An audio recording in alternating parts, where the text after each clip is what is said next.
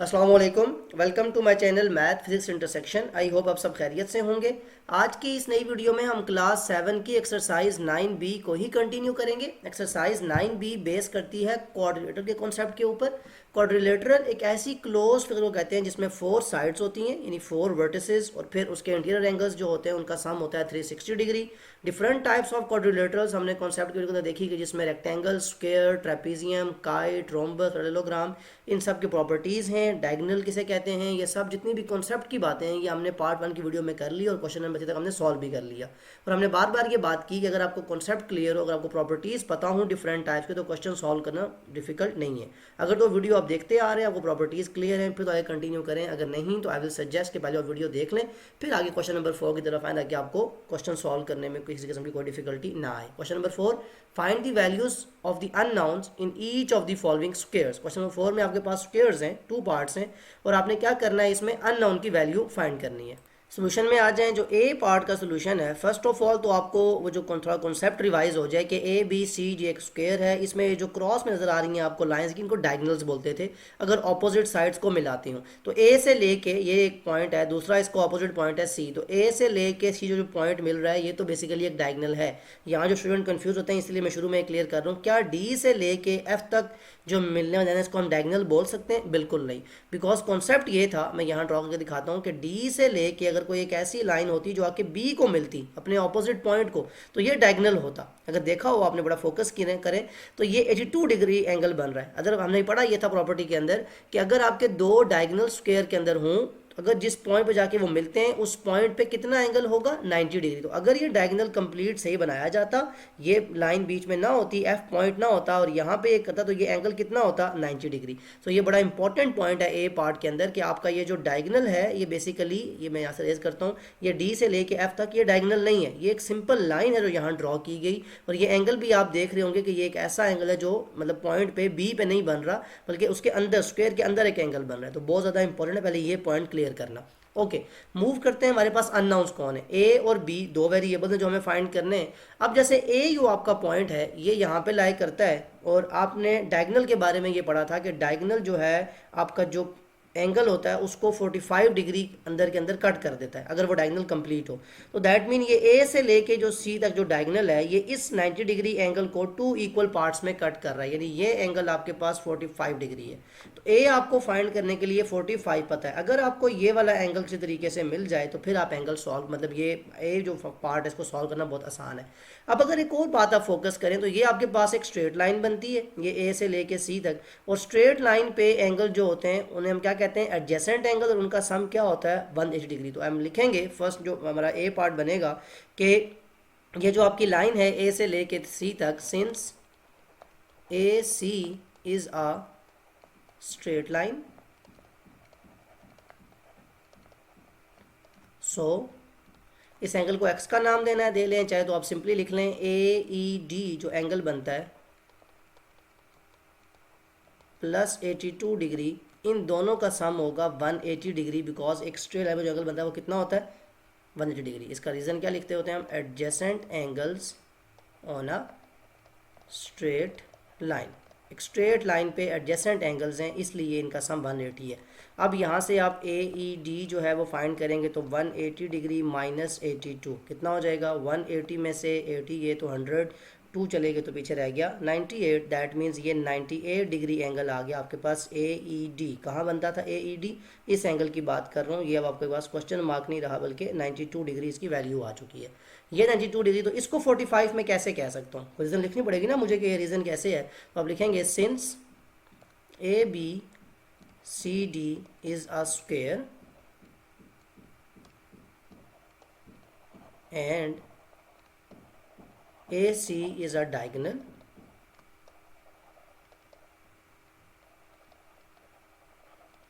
ए C जो है वो डायगोनल के तौर पे एक्ट कर रहा है। दैट मीन जो पॉइंट ए पे एंगल बनेगा डी ए ई इसका अगर मैं नाम कहूँ, तो this will be equal to 45 degree. और रीज़न क्या होगी, डायगोनल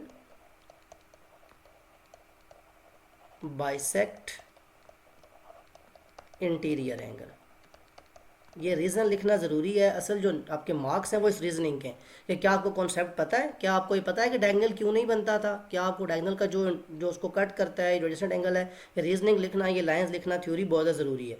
अब आपके पास अगर ये 45 आपने प्रूव कर दिया, ये 92 डिग्री आपने फाइंड कर लिया, तो अब बड़ा सिंपल है ए फाइंड करना कि इन ट्राइंगल, ये जो स्मॉल सी ट्राइंगल बनती है ए ई डी, इस जगह की बात कर रहा हूँ simple, in triangle A E D A degree plus 45 plus ये एंगल कितना, अच्छा यहाँ 98 और यहाँ 92, ये थोड़ी मिस्टेक है, इसको यहाँ से करेक्ट कर लें कि ये 98 डिग्री हमने एंगल फाइंड किया था, 92 लिख दिया मैंने गलती से। तो आपके पास जो तीन एंगल इस ट्रायंगल के अंदर बनते हैं, यानी ए डिग्री प्लस 45 जो कि डायगोनल ने कट किया, प्लस 98 जो कि आपने फाइंड किया ड्यू टू एडजेसेंट एंगल, इन सब का सम 180 डिग्री है। और रीज़न क्या है, एंगल सम ऑफ ट्रायंगल। अब यहाँ से बहुत सिंपल है, आपने ऐसे अननोन फाइंड किए हैं कि 180 में से आप माइनस कर देंगे 45 और फिर माइनस करेंगे 98, तो आपके पास वैल्यू आ जाएगी ए की, ज़रा कैलकुलेटर से माइनस कर लें 180 में से 45 माइनस करने के बाद जो आंसर आएगा 98 उससे माइनस करें तो ए की वैल्यू आ जाएगी 37 डिग्री, जो कि आपका पहला अननोन है इस पार्ट के अंदर। यानी स्क्वायर में अभी आपने एक अननोन फाइंड किया है, लेकिन कॉन्सेप्ट बहुत इंपॉर्टेंट था, इसलिए आपने ये कॉन्सेप्ट लगा के यहाँ से इसको सॉल्व कर लिया। अभी ए पार्ट का सोल्यूशन ही कंटिन्यू है, इसको यहाँ से मैं रेस कर लेता हूँ। अब देखें आपके पास जो नेक्स्ट पार्ट है, सेकंड पार्ट बी डिग्री, उसकी वैल्यू हम फाइंड करें। इनको यहाँ से रेस कर लें ताकि आपको ज़रा कॉन्सेप्ट समझ आ सके। सिंपल सी बात है, ये बी जो है, ये जो स्मॉल सी ट्रायंगल बनती है ए ई एफ, उसके बाहर है एक्सटीरियर एंगल। अभी आपने इससे पहले एक्सरसाइज 9A जो है वो आपने सॉल्व की हुई है। तो ये अगर 45 तो ये वाला एंगल भी 45 डिग्री होगा। तो सबसे पहले तो मैं लिखूंगा since A C is a diagonal, जो पहले बात लिखी थी, since A C is a diagonal, so ये जो एंगल बनता है ई ए एफ इस तरफ, अब वो वाले बात कर चुके हैं, इसकी बात कर रहा हूँ मैं, ई ए एफ जो एंगल है this will be equal to 45 degree. ठीक है, और ये रीज़न क्या होगी इसकी भी, कि diagonal bisect interior angles. Okay, अब आपके पास जब ये 45 डिग्री आ चुका और ये वाला एंगल, मतलब बी का मैं रूल कौन सा अप्लाई कर रहा हूँ कि एक्सटीरियर एंगल है। एक्सटीरियर एंगल क्या होता है, ऑपोजिट पॉइंट पे बनने वाले दो इंटीरियर एंगल्स का सम होता है। तो ये वाला एंगल अगर मुझे पता चल जाए, ये तो मुझे पता है 45 डिग्री है, तो ये ई और ए पे जो एंगल बनते हैं इनका सम करूँगा, तो ये एंगल कितना होगा, ये 82 डिग्री, तो ऑटोमेटिकली ये एंगल कितना हो जाएगा 82 degree, because vertically opposite angle. बड़ा आसान है, आप लिखेंगे ए ई एफ एंड लिख लें ए ई एफ जो एंगल बनता है जो ई पॉइंट पे, ये बेसिकली 82 डिग्री के इक्वल है, बिकॉज ये वर्टिकली ऑपोजिट एंगल है, वर्टिकली ऑपोजिट एंगल है। अब आप कहेंगे कि इन ट्रायंगल, ये जो स्मॉल ट्रायंगल बनती है ए ई एफ, इसकी अगर बात करूं तो ये जो बी डिग्री है ये बेसिकली इक्वल है इन दो के, 82 और 45 के सम के। और रीज़न क्या है कि ये एक्सटीरियर एंगल है, exterior angle of triangle A E F. ऐसे हमने पहले वहाँ भी लिखा था, जो 9 एक्सरसाइज थी, कि बताना पड़ता है एक्सटीरियर एंगल कौन सी ट्रायंगल का है। तो बेसिकली स्मॉल ट्रायंगल का एक्सटीरियर एंगल बनता था। अब जब 45 और 82 को ऐड करेंगे तो बी की वैल्यू आ जाएगी 80 और 40 120, 125 प्लस 2 127, दैट मीन्स बी की वैल्यू भी आ गई। तो ये था आपका ए पार्ट, काफ़ी डिटेल में देखा, स्क्वायर की प्रॉपर्टीज़ भी रिवाइज हो गई, जो कॉन्सेप्ट था डायगोनल का वो भी आपने साथ ही देख लिया सारा, कि कौन सी प्रॉपर्टीज़ हम कैसे यूज़ कर रहे हैं। सोल्यूशन में आ जाएं बी पार्ट के। अगेन आपके पास स्क्वायर है, डायगोनल अब यहाँ पे प्रॉपर मैंने बता दिया कि सही मीट करते हैं, दैट मीन अब आपके पास डायगोनल जो हैं वो जो अपने उनकी प्रॉपर्टीज़ हैं वो अप्लाई करेंगे। तो स्क्वायर के अंदर दोनों डायगोनल हैं, तो अब सी और डी दो अननोन है। ये तो बड़ा सिंपल है कि ई पॉइंट के ऊपर ये जो कंप्लीट एंगल है 90 डिग्री होता है, बिकॉज अभी हमने यहाँ बात की थी डिटेल के अंदर।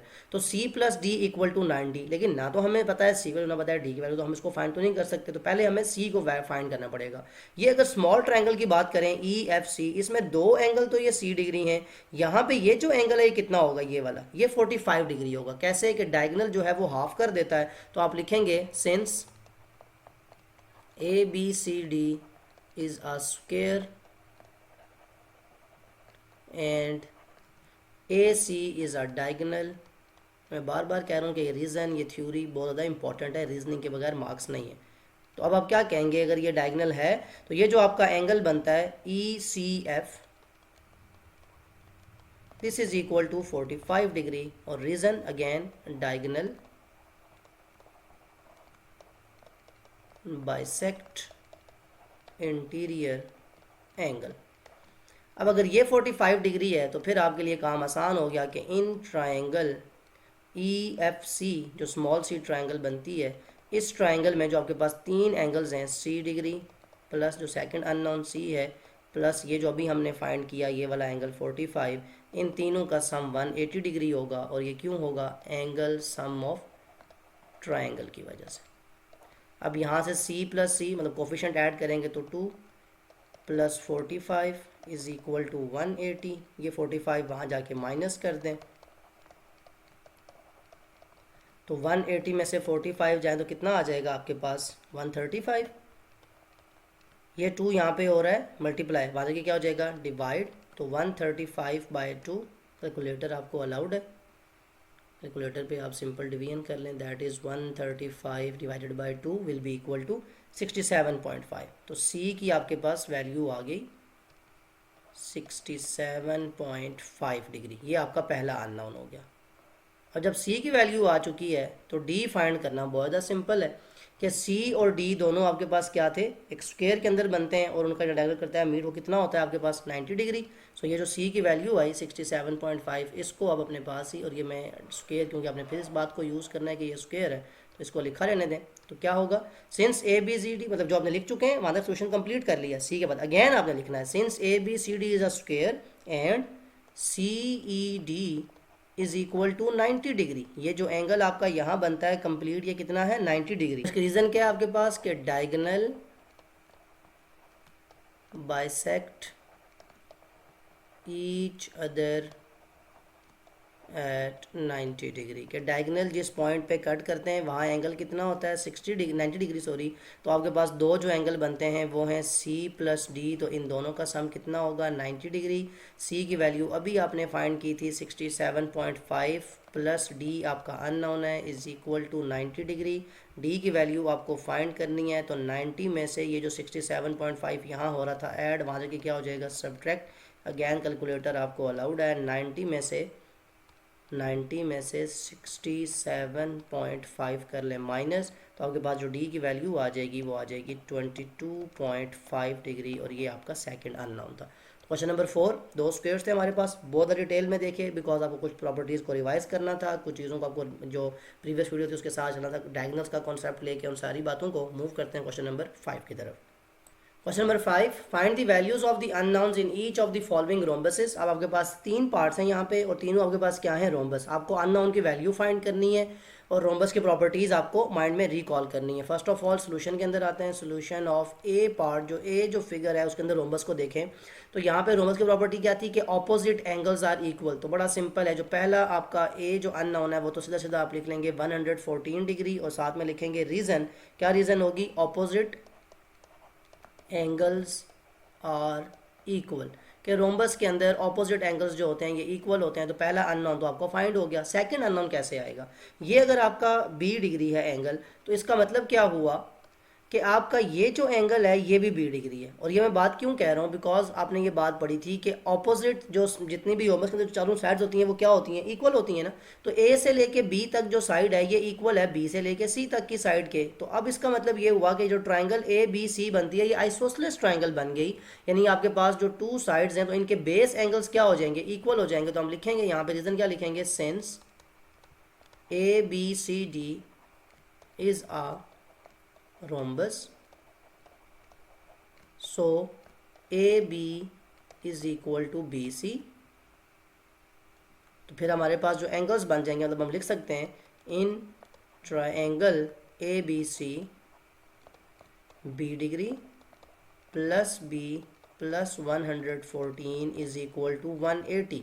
लिखेंगे हम रीज़न क्या होगा? Base angles of isosceles triangle. Again अब B अननोन है तो दो कोफिशिएंट ऐड करेंगे तो 2B इज इक्वल टू 180। ये 114 वहाँ जाके माइनस हो जाएगा। This will be equal to 180 में से 114 माइनस करेंगे कितना आ जाएगा?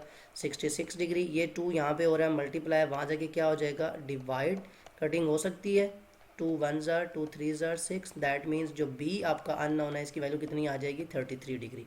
तो फर्स्ट अननोन जो एक ही स्टेप में आ गया था वर्टिकली ऑपोजिट, और सेकंड जो आपका था जिसको आपने आइसोसेलेस ट्रायंगल के थ्रू सॉल्व कर लिया, तो ये था आपका ए पार्ट। इसको रेस कर ले। अगेन देखें जो सेकंड फिगर है उसमें जो रोम्बस है उसमें आपसे क्या चीज़ पूछी गई है।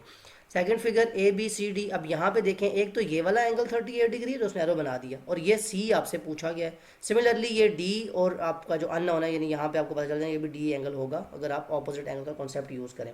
रोम्बस में क्या होता है, ये जो एरो है क्या शो कर रहा है कि पैरेलल लाइंस हैं, तो ये जो बीच में लाइन है मैं दोबारा ड्रॉ करता हूँ थोड़ा सा प्रोमिनेंट करें रेड कलर से, ये आपके लिए क्या रोल प्ले करेगी ट्रांसवर्सल का, और ये ऑपोजिट एंगल्स हैं। तो बड़ा सिंपल है, आपने पहले स्टेप में लिख देना है कि ये जो आपका सी डिग्री एंगल है ये आ जाएगा, सी जो है ये डायरेक्ट 38 डिग्री के इक्वल आ गया, बिकॉज अल्टरनेट एंगल है। अल्टरनेट एंगल्स ऑफ कौन सी दो लाइंस पैरेलल हैं, A D parallel to B C. ये आपके पास पहला अननोन आ गया। नाउ अब आपके पास जो सेकंड अननोन है डी, इसके लिए आप क्या करेंगे, इसके लिए आप ये देखें कि अगर आपका ये मतलब रोम्बस है ना, तो इसमें ये वाली साइड इस साइड के इक्वल होगी, तो ये एंगल 38 डिग्री, तो ऑटोमेटिकली ये एंगल कितना हो जाएगा 38 डिग्री। तो यहाँ भी वही बात जो आपने ए पार्ट में लिखी थी, since A B C D is a rhombus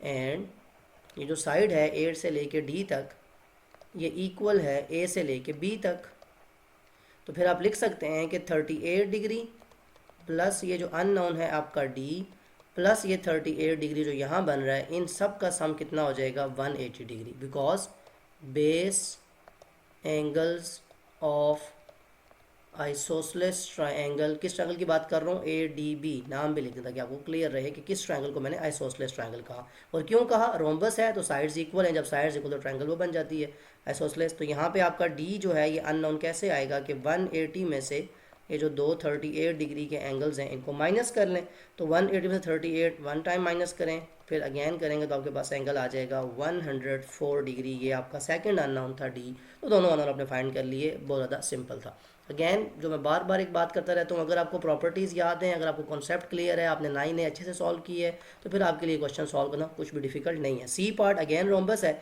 अब यहाँ पे अननोन कौन है, एफ और ई, तो बड़ा सिंपल है, ई यहाँ बन रहा है एफ यहाँ बन रहा है, तो क्या आप डायरेक्ट कह सकते हैं कि ई ये जो है 42 डिग्री के इक्वल है। बिल्कुल हम कहेंगे कि ई जो है ये 42 डिग्री के इक्वल, जैसे आपका सेकंड पार्ट में था। ये भी कौन सा एंगल है, अल्टरनेट एंगल है। अल्टरनेट एंगल्स ऑफ कौन सी दो लाइन पैरेलल की बात हो रही है, यानी ये ट्रांसवर्सल किन दो को कट कर रहा है, एक ए डी और बी सी, जैसे पहले भी था ऊपर वाली आपकी लाइन के अंदर। तो A D parallel to B C उनका अल्टरनेट एंगल था, तो ई आ गया। एफ एंगल कैसे आएगा आपके पास, अगर ये एंगल एफ डिग्री है, रोम्बस की प्रॉपर्टीज़ क्या कहती हैं कि आपके पास कौन सी दो साइड्स इक्वल हैं, एडजेसेंट साइड, डैट मीन ये वाली साइड इस साइड के इक्वल है। अब अगर ये मैं ट्रायंगल की बात करूं, मैं ज़रा यहाँ ड्रॉ भी कर देता हूँ कि ए से लेके आप सी तक जा रहे हैं, और यहाँ से एक लाइन यूँ डी है और फिर यहाँ से इधर जा रही है, दैट मीन ये ए पॉइंट है, ये आपका डी पॉइंट है, ये सी है। ड्रॉ मैंने इसलिए कि थोड़ा आपको क्लियर करना है कि यहाँ एंगल एफ है, लेकिन डी पॉइंट पे पूरा एंगल कितना होगा, अगर ये एफ तो ऑटोमेटिकली ये एंगल कितना हो जाएगा एफ डिग्री। रीज़न क्या है कि रोम्बस है, डायगोनल बाइसेक्ट कर देते हैं इक्वल को, तो यहाँ पे आपके पास जो एंगल आ जाएगा वो आ जाएगा 2f डिग्री। और ये वाला एंगल आपका ई है जो था आपने 42 डिग्री का है, तो ये अगर आपका 42 डिग्री एंगल है तो ये वाला एंगल भी कितना हो जाएगा 42 डिग्री। डायग्राम को ब्रेक करना अपने माइंड में बहुत ज़्यादा ज़रूरी है। तो मैं क्या लिखूंगा, रीज़न कि since A B C D is a rhombus, so जो आपका एंगल बनता है कौन सा एंगल, ए डी बी, नाम बहुत इंपॉर्टेंट है, जिस तरह मैं लिख रहा हूँ वैसे ही आप भी लिखिएगा, ऐसे ही इनको समझना भी है कि सी डी बी यानी डी पॉइंट पे इधर उधर बनने वाले दोनों एंगल जो हैं ये एफ डिग्री के इक्वल है। Reason diagonal bisect the interior angle, diagonal bisect interior angle.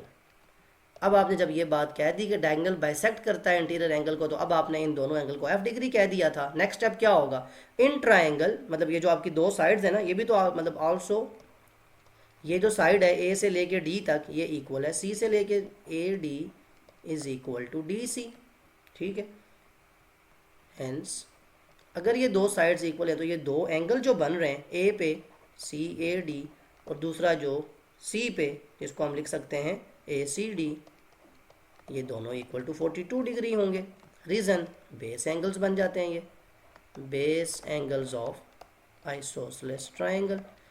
यहाँ कॉन्सेप्ट बाकी भी यूज हो सकते हैं, आप इसको ऑपोजिट एंगल कहें, 360 का रूल लगाएं इनको, तो जिस तरह से भी, लेकिन आपका आंसर सेम आना चाहिए और कॉन्सेप्ट क्लियर होना चाहिए। अब जब आपने 42 डिग्री कह दिया, फिर आप कहेंगे कि आपके पास ये जो 2f डिग्री एंगल है ये, और ये जो 42 डिग्री के दो एंगल्स हैं, इन तीनों एंगल्स का सम 180 डिग्री के इक्वल है। एंगल सम ऑफ ट्राइंगल क्या नाम बनता है, ADC। कंप्लीट मैंने साथ फिगर भी ड्रॉ कर दी, एक रीज़न भी लिख दी आपके लिए, ताकि कॉन्सेप्ट में किसी किस्म की कोई कन्फ्यूजन ना रहे। 180 में से 42 जो 2 टाइम्स एंगल है इसको माइनस करें, this will be equal to 2f। 42 2 times करेंगे, that will be equal to 96। ये 2 जो यहाँ पे हो रहा है मल्टीप्लाई, वहाँ जाके क्या हो जाएगा, divide, that mean f is equal to 96/2। Calculator आपको अलाउड है, सिंपल कटिंग है, कटिंग भी कर सकते हैं आप, कैलकुलेशन भी कर सकते हैं। 96/2 will be equal to 48। That mean जो f की वैल्यू आएगी, जो सेकंड अननोन है, वो कितनी आ जाएगी, 48। यहाँ आपका सी पार्ट भी कंप्लीट हो गया। अगेन देख लें, सी पार्ट में स्पेशली क्या किया मैंने, पहले तो ये ई और 42 डिग्री बड़ा सिंपल है। ये जो आपकी फिगर थी इसको मैंने अलग कर लिया, ये ए से लेके सी तक, सी से लेके डी, और डी से लेके ये जो ट्रायंगल थी इसको मैंने अलग से ड्रॉ किया। अब इस ट्रायंगल में ये पूरा एंगल जो है ये 2f बनता था, ये दोनों 42 हैं, बिकॉज रोम्बस में सारी जो साइड्स होती हैं वो इक्वल होती हैं। कॉन्सेप्ट क्लियर होना, बात का पता होना ज़रूरी है। ये था क्वेश्चन नंबर 5। मूव करते हैं क्वेश्चन नंबर 6 की तरफ। Question number 6. The figure shows a rectangle ABCD where the diagonals AC and BD intersect at E। कहता है जो diagonals हैं वो इस पॉइंट पे आके मिल रहे हैं, रेक्टेंगल की फिगर है, और कह रहा है ये एंगल जो BEC है बेसिकली 52 डिग्री के इक्वल है। फाइंड करें कि ADB और ACD एंगल क्या है। फर्स्ट पार्ट ADB एंगल कहाँ बनता है, A, D और B। कंप्लीट एंगल की बात नहीं कर रहा, सिंपल इस एंगल की बात कर रहा है, ये आपका फर्स्ट पार्ट है। Second part ACD। अब ACD के लिए A, C और D इस एंगल की बात कर रहा है जो यहाँ पे बन रहा है इस डायगोनल पे, तो ये आपको दोनों एंगल फाइंड करने। अब बड़ा सिंपल सा रूल है रेक्टेंगल के अंदर, जो आपने प्रॉपर्टीज़ पढ़ी हुई हैं, कि एक तो आपका ये जो डायगोनल है जिस पॉइंट पे मिलेगा उस लाइन को हाफ में डिवाइड कर देगा। दैट मीन ए से लेके ई तक जो लाइन है वो ई से लेके सी तक की लाइन के इक्वल है। प्रॉपर्टीज़ को रिकॉल किया करें। दूसरी बात, ये अगर एंगल 52 डिग्री के इक्वल तो ऑटोमेटिकली ये एंगल कितना हो जाएगा, 52 डिग्री के इक्वल। क्लियर हो गया। अब आपके पास नेक्स्ट कॉन्सेप्ट बहुत ज़्यादा ईजी हो जाता है, क्योंकि ये डायगोनल है और ये सारी लाइंस आपस में जो डायगोनल कट कर देती हैं, तो ये लाइन इस लाइन के इक्वल है, ये इसके भी इक्वल है, इसके चारों आपस में साइड जो होती हैं इक्वल हो जाती हैं। ठीक है, डायगोनल जब कट करता है। जब सोल्यूशन के अंदर आएंगे तो हमारा काम बहुत ज़्यादा सिंपल हो जाएगा। सोल्यूशन ऑफ फर्स्ट पार्ट कि आपने ADB एंगल फाइंड करना है, तो उसके लिए आप क्या लिखें, सबसे पहले जो एंगल आपका बनता है ई पे, जिसको मैंने लिखा 52 डिग्री, इसकी रीज़न लिख लें कि AED जो पॉइंट बनता है इस पे एंगल बनेगा 52 degree. Reason, vertically opposite angle. एक तो ये एंगल आपके पास आ गया वर्टिकली ऑपोजिट। फिर आप कहेंगे सिंस ये जो आपके पास साइड्स हैं AE ये इक्वल हैं ED के, यानी ये साइड जो है ये इस साइड के इक्वल है। इसका मतलब ये हुआ कि ये जो आपका एंगल है ADE और यहाँ जो एंगल है ये दोनों एंगल आपके पास इक्वल हो जाएंगे। सिंस ये जो एंगल आपने अननोन फाइंड करना है ADB, ये इक्वल होगा जो यहाँ एंगल बनेगा जिसका नाम है DAE, मतलब E ये A पॉइंट पे बन रहा है तो इसको मैं लिखूँगा DAE, और इन दोनों को मैं कह लेता हूँ कि ये x है। मतलब ये जो अननोन है मेरा, इसको भी x कह लिया, इसको ही मैंने x डिग्री कह लिया। और ये क्यों कह रहा हूँ, बिकॉज ये साइड्स इक्वल हैं। तो अब अगर मैं बात करूँ कि इन ट्रायंगल, ये जो ट्रायंगल बन जाती है AED, इस स्मॉल ट्रायंगल के अंदर आपके दो अननोन्स जो हैं x प्लस x, यानी ये दो एंगल प्लस 52, इन तीनों का सम कितना हो जाएगा 180 डिग्री। रीज़न कि ये बेस एंगल्स बन जाते हैं और एंगल सम ऑफ ट्रायंगल लगा रहे हैं। एक तो आप लिख लें इसको base angles of isosceles triangle. ये रीज़न है कि दोनों एंगल सेम हो गए, x प्लस एक्स 2x हो जाएगा, is equal to 180 degree minus 52। 2x is equal to 180 में से 52 गए तो पीछे आपका आ जाएगा 128। ये 2 यहाँ हो रहा है मल्टीप्लाई, वाले के क्या हो जाएगा डिवाइड, तो 128 डिवाइडेड बाई 2 कटिंग हो सकती है, 2 6 ज़ार 12, 2 4 ज़ार 8, तो x की वैल्यू आपके पास आ जाएगी x इज इक्वल टू 64। अब x किसको कहा था आपने, x बेसिकली अपने अन को कहा था जिसको नाम है ADB, तो आप लिख देंगे ADB जो आपका अननोन है इसकी वैल्यू भी कितनी आ गई 64। ये आपका पार्ट 1 सॉल्व हो गया, आपका अननोन आ गया ADB। और याद रखें ये बड़ी इंपॉर्टेंट बात है, ADB और ADE दोनों एंगल सेम है। यहाँ मैंने ADB यूज़ किया है, लेकिन पता हो कि ए डी बी लिखूँ या ए डी ई लिखूँ, दोनों नाम एक ही एंगल के हैं, इसी एंगल के। सो ये था क्वेश्चन नंबर 1, इसको रेस कर लेते हैं और यहीं देखते हैं कि सेकंड पार्ट में आपसे क्या चीज़ पूछी गई है। बी पार्ट के सोल्यूशन के अंदर आ जाएं। अब आपको क्या फाइंड करना है, angle A C D angle बना दिया था मैंने कि ये सेकंड पार्ट में आपका ये वाला एंगल है। अब आपका बड़ा इंपॉर्टेंट है कि आप एक ट्रायंगल अपने माइंड में स्केच कर लें कि ए से लेके डी तक एक स्ट्रेट लाइन जाती है और डी से लेके सी और फिर सी से आके एक पॉइंट ए को मिल जाता है। दैट मीन ये आप ट्रायंगल कंसिडर करेंगे। अब बड़ा सिंपल है कि ये जो आपका पहला एंगल है ए डी सी, ये तो इक्वल है 90 डिग्री के। और ये क्यों इक्वल है, क्योंकि ये राइट एंगल है एक रेक्टेंगल का। तो क्या लिख लेंगे, रीज़न कि right angle of a rectangle. ये तो बड़ी सिंपल सी बात होगी इस ट्रायंगल के अंदर कि आपका जो डी पॉइंट पे एंगल है वो 90 डिग्री है। ये जो ए पॉइंट पे ये वाला एंगल है जिसको अभी आपने एक्स कहा था और ये भी एक्स था और ये भी, इसकी वैल्यू कितनी फाइंड की थी आपने, 64 डिग्री। यहाँ आपने लिखा भी था कि ये एंगल जो यहाँ बनता है इस स्मॉल पोर्शन पे और ये दोनों इक्वल है। ये सिंपल इसकी बात होती है। ये मैं कंप्लीट एंगल की बात कर रहा हूँ, यहाँ कंफ्यूज नहीं होना। तो दैट मीन यहाँ जो एंगल है ये 64 डिग्री है और ये आपका वो सेकंड अननोन है जिसको आप फाइंड करें। बड़ा सिंपल है, सोल्यूशन के अंदर आएंगे तो क्या लिखेंगे कि ए सी डी प्लस 90 डिग्री, ये जो डी पे एंगल बनता है, प्लस 64, ये जो यहाँ पे डाउन पे एंगल बन रहा है, इन सब का सम इक्वल है किसके, 180 डिग्री के। और रीज़न क्या होगी, एंगल सम ऑफ ट्रायंगल। ये रीज़न लिख लिया आपने अपने पास। अब देखें ए सी डी अननोन है ना, ये जो आपने फाइंड करना है सेकंड पार्ट में, तो लिखें A C D is equal to 180 degree में से माइनस कर दें 90 डिग्री, ये जो लिखा हुआ है, और ये माइनस कर दें 64। अब जब आप 180 में से 90 करेंगे माइनस तो पीछे आ जाएगा 90 डिग्री, 90 में से करेंगे 64 माइनस तो आ जाएगा 26 डिग्री। दैट मीन ये आपका सेकंड अननोन आ गया 26 डिग्री। ये था क्वेश्चन नंबर 6, बहुत डिटेल में सॉल्व किया ये भी हमने। फर्स्ट ऑफ ऑल रेक्टेंगल की प्रॉपर्टीज़, फिगर को ब्रेक डाउन करना, कौन सी ट्रायंगल को, पहले हमने इस स्मॉल ट्रायंगल को देखा, अब हमने इस बड़ी ट्रायंगल को देखा। जस्ट क्वेश्चन का कॉन्सेप्ट पता हो, जो प्रॉपर्टीज़ हैं वो पता हो तो क्वेश्चन सॉल्व करना बहुत आसान होता है। मूव करते हैं क्वेश्चन नंबर 7 की तरफ। Question number 7. The figure shows a parallelogram ABCD where BAD equal to 65 degree. E lies on DC such that BED equal to 125 degree. Parallelogram आपके सामने ड्रॉ किया हुआ है, जो एंगल उसने यहाँ लिखे हैं वो यहाँ बना के भी दिखा दिए। अब आपसे पूछ रहा है कि फाइंड टू एंगल्स ए डी ई। तो फर्स्ट ऑफ ऑल तो पता हो कि ये एंगल बनता किधर है, ए डी ई का मतलब है ये वाला कंप्लीट एंगल आपको पार्ट 1 के अंदर फाइंड करना है। ये आपका क्वेश्चन नंबर पार्ट 1 का मतलब एंगल है। और सेकंड आपसे पूछा जा रहा है C B E. C B angle कहाँ बनेगा, सी बी और ई, ये जो स्मॉल सा एंगल है ये आपसे सेकंड पार्ट के अंदर पूछा जा रहा है। अब पैरेललोग्राम की प्रॉपर्टीज़, एक तो पैरेलल लाइंस हैं आपके पास, ऑपोजिट एंगल्स जो होते हैं वो इक्वल होते हैं। दैट मीन ये 65 डिग्री। तो सबसे पहले तो अपने पास ये लिख लें कि ये एंगल कितना होगा, 65 डिग्री। सो ये पार्ट तो बड़ा सिंपल हो गया, सेकंड जो हमने करना है। लेकिन पहले फर्स्ट पार्ट को देख लेते हैं कि फर्स्ट पार्ट में आपका जो अननोन है ए डी, उसे कैसे फाइंड करना है। अब अगर आप देखें कि ये लाइन जो है इसके पैरेलल है, तो दैट मीन ये जो आपका ए टू डी जो लाइन है ये क्या रोल प्ले करता है, ट्रांसवर्सल। और ट्रांसवर्सल पे सेम साइड पे होते हैं एंगल, दोनों हम क्या कहते हैं, इंटीरियर एंगल। तब सोल्यूशन के अंदर आप आएंगे, सोल्यूशन ऑफ पार्ट 1, तो आप लिखेंगे जो आपका एंगल है ए डी ई जो आपका अननोन है, इसमें जो नीचे लिखा हुआ है 65 डिग्री, इन दोनों का सम इक्वल है 180 डिग्री के। और रीज़न क्या होगी कि इंटीरियर एंगल्स ऑफ, कौन सी दो लाइंस पैरेलल हैं, ए बी और सी डी, पैरेललोग्राम है ना, ऑपोजिट लाइंस आर पैरेलल।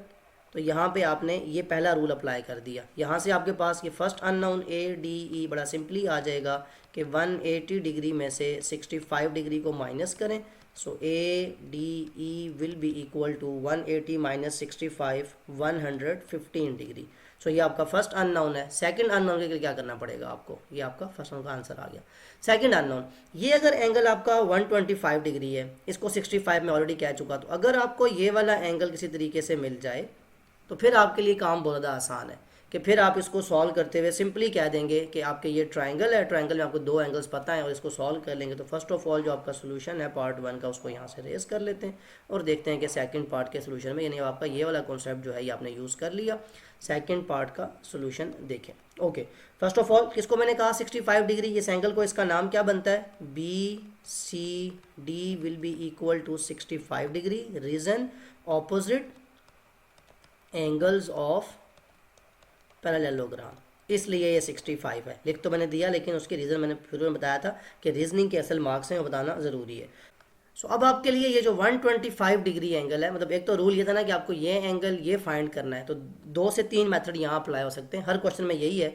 एक तो सिंपली ये अप्लाई करें कि 125 ये स्ट्रेट लाइन है, इसको माइनस करें, ये वाला एंगल फाइंड कर लें, फिर इन तीनों को सम करें। एक ये बात, ये मैंने शुरू में जो बात बताई भी थी, बड़ा सिंपल है, ये भी अप्लाई कर सकते हैं। एक और बात भी यहाँ अप्लाई होती है, अगर आप इस ट्रायंगल को देखें, स्मॉल ट्रायंगल, तो ये बाहर बनने वाला एंगल जिसका एक्सटीरियर एंगल है, ई पॉइंट पे जो बन रहा है, तो एक्सटीरियर एंगल अंदर बनने वाले दो जो होते हैं ऑपोजिट एंगल, उनका क्या होता है, सम होता है। बड़ा सिंपल है, अगर मैं इस एंगल को लिखूं, ये 65 मुझे मिल चुका है, ये मेरा अननोन एंगल है, दैट मीन अगर मैं सोल्यूशन के अंदर लिखूंगा नाउ, यानी फर्स्ट तो इसको मैंने वर्टिकली ऑपोजिट कहा, ये जो मेरा एंगल है सी बी ई जो अननोन है,